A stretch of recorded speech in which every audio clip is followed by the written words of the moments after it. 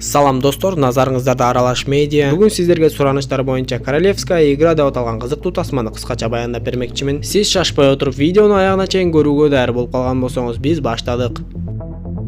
Аттуу адам унанын аркасында отурганын көрөбүз. Ал өзү менен өзү шахматтын жүрүштөрүн айтып ойноп жаткандай. Бир кезде айдоочу ага даяр документтерди бергенден кийин Иосиф унадан түшүп кетет. Көрсө бул кезде экинчи дүйнөлүк согуш соңуна чыгып, Айзек Австриядан Америкага сапар алганы жатыптыр. Иосиф кемеге түшүү үчүн кезекте турган кезде Анна аттуу бир аялды көрүп калат. Экөө ошол жерден кучакташып көрүшүп калып, көрсө Анна Иосифтин аялы болгон экен. Анан да алар көп убакыттан бери көрүшө элек болчу. Алар бири-бирин жолуктурганына абдан сүйүнүшүп эле кеменин бир бөлмөсүнө жайгашышат. Андан соң алар ресторанда тамактанып жатышып, андан соң Анна Иосифке "Мен сага Нью-Йоркко барганда жаңы саат сатып берем. Андан кийин бизде бардыгы жакшы болот. Согушка чейин кандай болсо, ошондой жашайбыз" деп айтса, Иосиф аялына "Согушка чейин кандай жашачу элек" деп сурайт. Ушул жерден тарта биз алардын мурунку жашоосуна кайтып, экинчи дүйнөлүк согуш баштала элек мезгилге келебиз. Бул кезде Иосиф юрист болуп иштечү жана аристократтар менен тыгыз байланышта болчу. Материалдык жактан бардыгы жетиштүү болуп, кызматчылардан бери бар болгондуктан Иосиф деле дээрлик бай адамдардын катарына кошулат десек болот. Дал ушул мезгилде дээрлик согуш башталып калып, Австрия Германиянын курамына кошулуп калуу коркунучу пайда болду. Иосиф аялы менен көчөдө унаа менен кетип бара жатканда, көчөдө көптөгөн адамдар көтөрүлүшкө чыкканын көрөбүз. Алар негизинен капитализмге жана еврейлерге каршы болуп чыгышкан.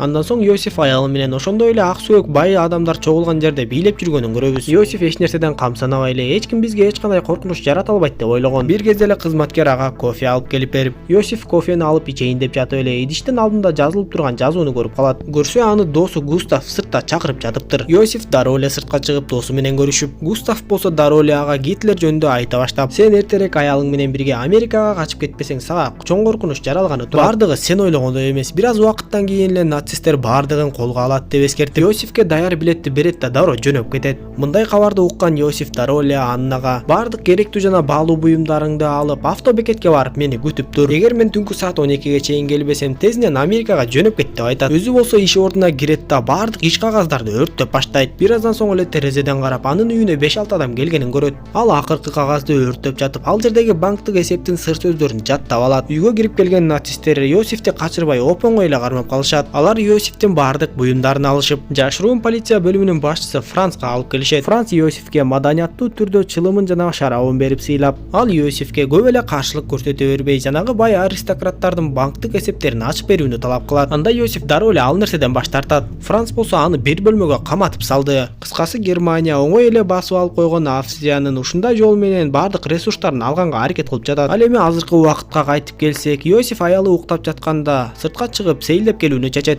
Ал ресторанга барып отурган кезде баягы бөлмөдө жалгыз отурган күндөрүн кайра эстей баштайт. Франц аны бөлмөгө каматып койгону менен бөлмөдө бардык шарттар бар болчу. Иосиф каалаган кезде тамактанып, каалаган кезде уктап, каалаган кезде жуунуп алчу. Ал тырышып эле эч бир сыр сөздү айтпай бөлмөдө камалып жата берет. Алгачкы күндөрү бардыгы адаттагыдай эле болуп жаткан. Бирок кийинчерээк убакыт такыр өтпөй, Иосиф эмне менен алектенерин билбей калды. Бир күнү Франц анын жанына келгенде Иосиф ага бир сунуш айтып, "Мен сыр сөздү ачайын да сага акчанын бир бөлүгүн берейин, сен болсо мени кое берип жибер" десе, Франц Иосифке "Немец офицерин оңойлук менен сатып ала албайсың" деп жооп берет. Анда Иосиф ордунан туруп барат да кагазга бир нерселерди жаза баштап, бүткөндөн кийин Франц ал кагазды окуп көрсө, ал эч кандай сыр сөздөр эмес эле. Иосиф Гомердин Одиссеясынан 4 сап үзүндүнү жазып койгон болот. Азыркы мезгилге кайтып келсек, Иосиф ичимдигин ичип алып, жанагы кемедегилердин ичиндегилердин баардыгына өзүнүн өткөн жашоосун, туткун болуп жүргөндө кандай кыйынчылыктарды көргөндөрүн айтып бере баштайт. Кызматкерлер аны элдин тынчын албай бөлмөсүнө барууну суранышат. Анда Иосиф кайтып бара жатып, бир бөлмөдө шахмат ойноп жаткан адамдарды көрүп калат. Ал жерде 10 чакты адам шахмат боюнча дүйнөлүк чемпион адамга каршы ойноп жатышыптыр. Чемпион 10 адам менен бир эле убакытта ойноп, бардыгын тең эч эле кыйынчылыксыз утуп жатканын көрөбүз. Эң акырында гана бир адам калып, ал деле дээрлик утулайын деп калган болчу.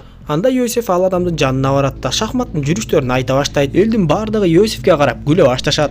Бирок ал адам Иосифти угуп көрүүнү чечип жүрүш жасаса, жанагы чемпион кайтып келет да ойлонуп туруп калып дагы бир жүрүш жасайт. Анда Иосиф дагы дароо эле убакытты токтотпостон жүрүш жасайт. Ошол жерден экөө тең 1-2 секундту да текке кетирбей бат-баттан биринин артынан бирин жүрүштөрдү жасап башташты. Иосиф жанындагы адамга жана оюндун башында "Сиз бул адамды ута албайсыз, бирок экөөң тең чыксаң болот" деп айткан болчу. Эми так эле Иосиф айткандай болуп, экөө тең чыгып калышат.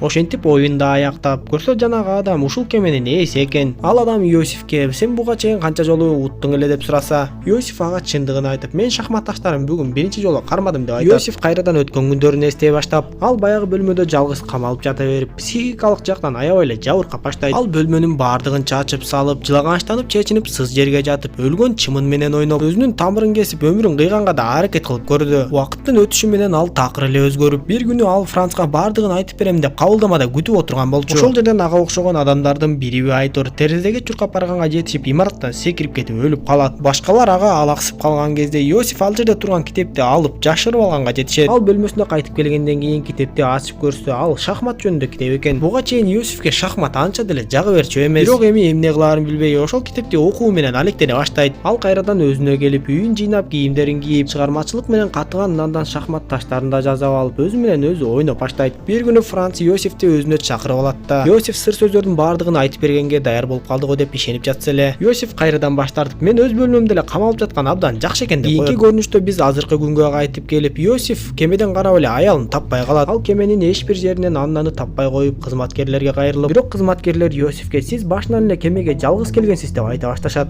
Ал өз бөлмөсүнө барып, бир эле керебет бар экенин көрүп, кызматкерлердин бардыгынан сураштырып отуруп эле кемеге өзү жалгыз эле келгенин түшүнүп калат. Ошентип Иосифти тынчтандыруу үчүн ага уктатуучу дарыны берип коюшат. Мындан кийин Иосиф кайра эле өткөн күндөрүнө сүңгүп кирип, баягы жуунуучу бөлмөдө өзү менен өзү шахмат ойноп жатканын көрөбүз. Ал китепти кайра окуп чыгып, укмуштуудай комбинацияларды да үйрөнүп алат. Бир кезде офицерлердин бири анын бөлмөсүнө кирип келет да, сен жөн айтпай турган болсоң, мен сени кыйнап айттырам деп аны сууга думуктура баштайт. Иосиф дээрлик эсин жоготкондо ал жерге Франц кирип калып, Иосифти сактап калат.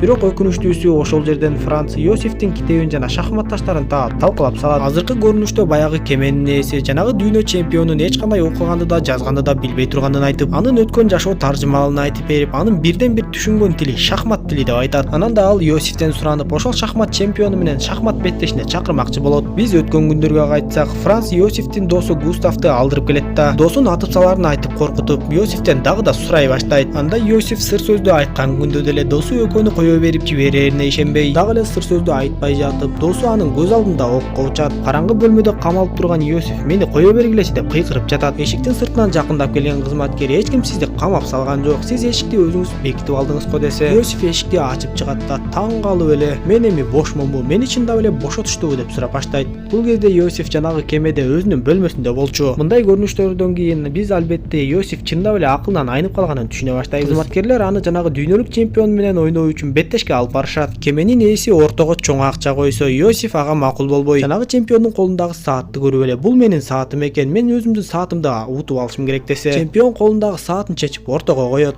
Ал эми бул эки кыйындын оюну тарыхта калсын деп, алардын ар бир жүрүшү кагаз бетине жазылып жатат. Ошентип оюн да башталып, бирок Иосифке аябай эле кыйын болду. Анткени анда галлюцинация башталып, өткөн жашоосундагы бардык адамдар анын көзүнө көрүнө берди.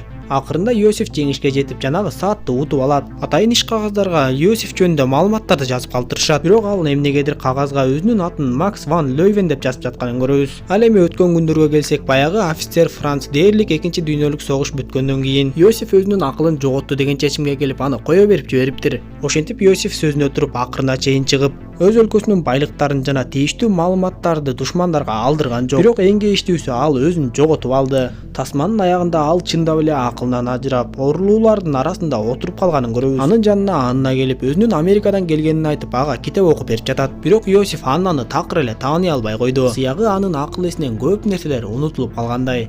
Тасма ушундайча соңуна чыгат. Достор, видео жаккан болсо мага жакты белгисин басып, дос тааныштарыңыз менен бөлүшүп койгонду унутпаңыз. Кийинки видеодон көрүшкөнчө аман болуңуздар.